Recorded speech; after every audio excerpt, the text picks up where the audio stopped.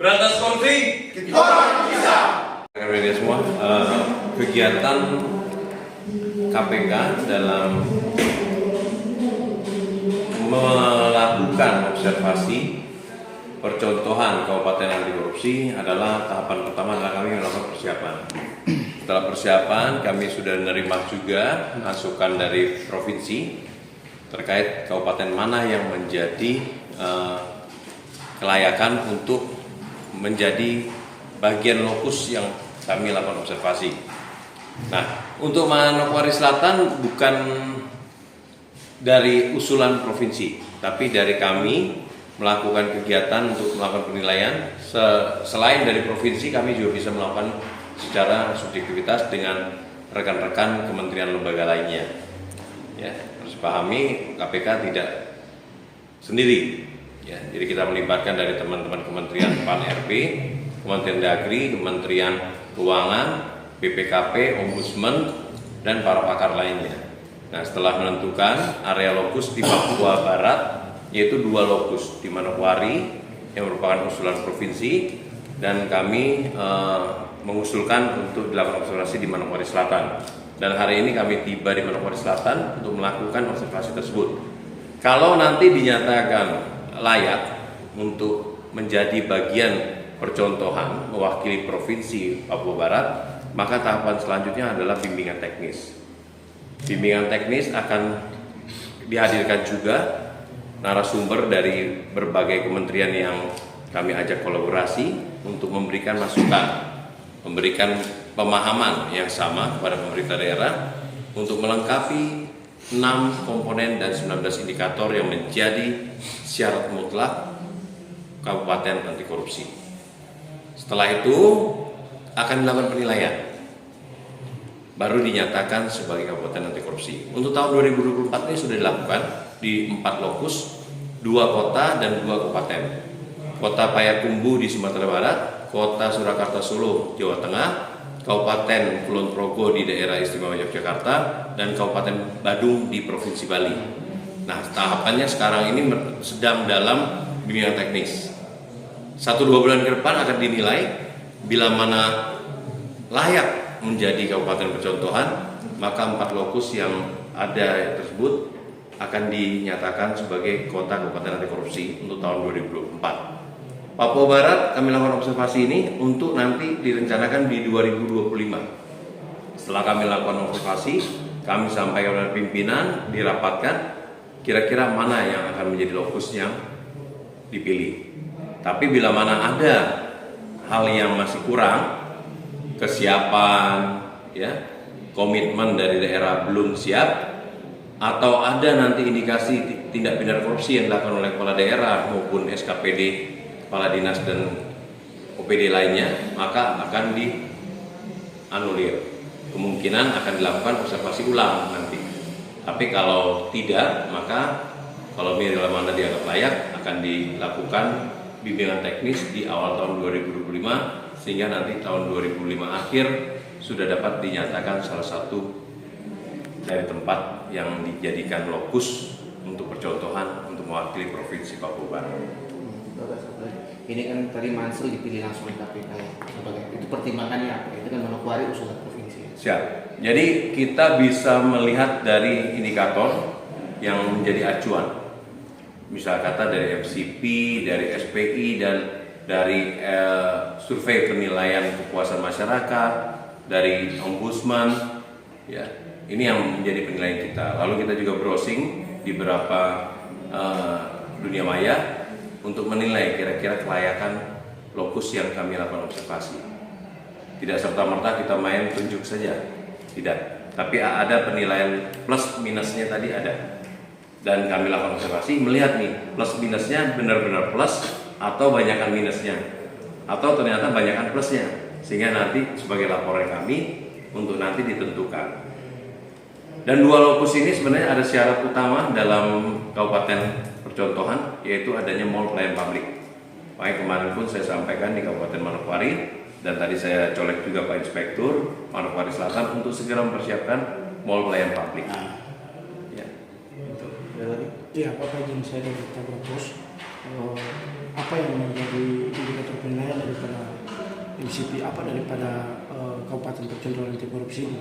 Syarat-syarat apa yang bisa menyatakan supaya Kabupaten Mansel memenuhi syarat sebagai calon percontohan? Ya, setidaknya nanti akan diharapkan memenuhi 6 komponen dan 19 indikator. Izin Bapak secara besar saya jelaskan. Ya, komponen pertama terkait dengan tata laksana, pengawasan sampai dengan kearifan lokal gitu. Ya. Ya, tadi kita kembali ke 4 penilaiannya, MCP, kemudian ya, yang tadi berkaitan dengan standar pemilihan. Ya. Apakah berdasarkan penilaian KPK standar-standarisasi ini sudah sesuai dengan syarat atau standar yang ditetapkan oleh KPK? Ya, sudah dianggap memenuhi poin-poin tersebut. Walau misal kata satu daerah, ya, MCP-nya memang rata-rata tidak memenuhi dari standar kami, Ya. tapi harus tetap kami lakukan karena memang kondisi daerah tertentu. Jadi memang ada MCP persyaratan di kami ada, tapi kalau dilihat nanti di Papua Barat ini masih kurang, tapi kok dipilih gitu? Ada pertimbangan lain. Ya, pertimbangan lain ini kami masukkan dari berbagai kementerian dan sebagainya, kita harus akomodir. Gitu. Yang terakhir Pak, berarti pemeriksaan dari BPK atau adanya laporan indikator ke Kabupaten Mansel itu tidak menjadi indikator dalam standar Minimum 2 tahun terakhir, ya, WTP. Kalau bicara BPK tadi, itu menjadi salah satu bagian item kita melakukan penilaian. Untuk lakukan observasi, apakah ini WTP apa enggak, kita cek dulu. 2 tahun terakhir WTP Pak. Ya, Tahun terakhir langsung turun, Pak. Langsung WTP. Sama Ya, jadi kalau daerah untuk apa yang tadi dijelaskan. Untuk wilayah itu dia satu provinsi satu apa ya? nanti biasa dipilih percontohan satu. Satu provinsi satu ya.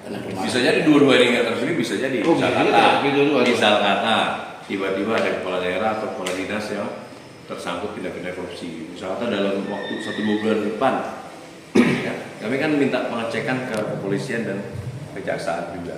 Tapi harus ada lagi satu kabupaten kota di Papua Barat akan menggantikan posisi itu atau? Oh, nanti kalau dua-duanya batal, maka observasi ulang di tahun 2025 kita akan datang lagi observasi lagi Di kabupaten lain. di kabupaten lain tentunya. Karena nanti setelah mereka tersangkut tindak pidana korupsi itu ada masa pemulihan dia 2-3 tahun. Tapi kesempatannya sekali bisa ya Pak ya? Kalau sudah misalkan contoh nih ya, kalau sudah ditetapkan ternyata ada tindak pidana korupsi, maka statusnya dicabut. Nanti dia bisa mengajukan 2-3 tahun depan. Sama dengan desa-desa juga sama. Ada tindak lanjut dari KPK jika kabupaten yang menjadi objek itu tersangkut tindak pidana korupsi? Ya, kan statusnya dicabut. Ya. Maka nanti pada saat menjelang 2-3 tahun setelah dia terkena kasus korupsi, maka dilakukan bimbingan teknis lagi untuk kita lihat, untuk memperkuat lah intinya. Siap. Ini opininya kan dua-duanya ini WDP. Itu berarti ada kemungkinan dua-duanya tidak lolos. Tadi saya sampaikan, untuk kasuistik suatu daerah kita mempertimbangkan, ya, tidak mutlak, tapi kita harapkan dengan nanti menjadi observasi setidaknya ada peningkatan. Satu lagi Pak, tadi di agenda itu kita lihat ada survei ke lapangan itu lebih berkaitan dengan apa Pak? Ya, melihat pelayanan. Survei yang secara langsung, Ya. salah satunya Bapak. Nah, nanti ya, Ada titik. Apa yang Bapak? Ada 3 nanti dari PTSP, kemudian rumah sakit sama dukcapil. Rumah sakit berarti Yang akan berkaitan dengan diobservasi. pelayanan langsung ya? Mungkin Satu lagi, Pak, dari Penetrol Cenrawati, dari sejumlah kabupaten kota yang dipilih sebagai lokus, seandainya ditetapkan disahkan sebagai daerah anti korupsi, apa ini dampak yang diterima oleh daerah setelah dari KPK? kalau sementara ini untuk kabupaten belum, tapi kalau desa, ya, itu sudah ada.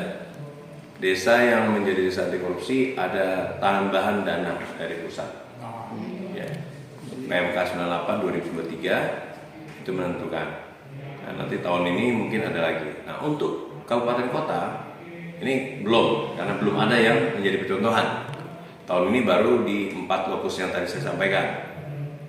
Kemarin saya melakukan juga observasi di Kalimantan Timur.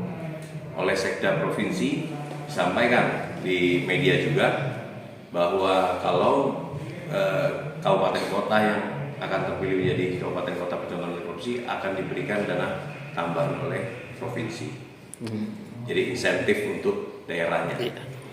Nah, nanti kalau daerah provinsi Papua punya dana lebih, ya mungkin bisa. Tapi dari pusat, kalau kami kan level dari pusat untuk mendorong ini supaya ada tambahan.